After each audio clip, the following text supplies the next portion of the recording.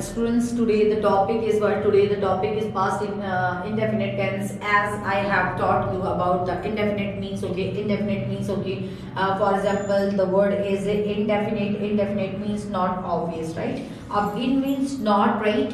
Up now definite means obvious. Up means past indefinite tense means that is called but not obvious. Definitely means the past indefinite tense known as a simple tense as well as, and it described as a what started, that action started in past and finished in the past, that is called but past indefinite tense.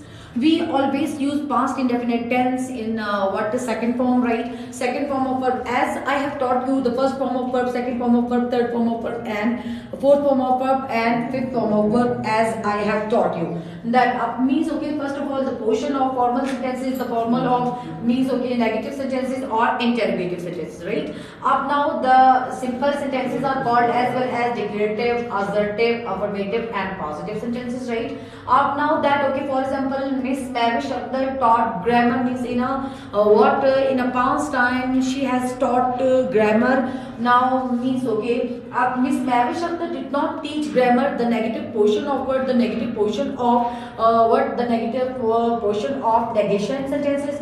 Now how do we change interrogative sentences, right? For example, the same sentences means did will come at the beginning of sentence, that is called what? That is called interrogative, means to ask question. Up you can say the interrogative sentences are those sentences which is used to ask questions, right? Which is used to ask question. Up now that informal, as I have taught you informal sentences, right? Informal sentences, did will after means after helping verb you will use not, did not. Miss Mary Shakdar teach grammar, that is the first pattern of word, that is the first pattern of informal. The second pattern is what? Did Miss Mary Shakdar not teach grammar, that is second informal pattern. Up now that means these all are tenses, the series of tenses are going on, right? You have to have the concept of word, you have to have the concepts of past indefinite tense. Up now that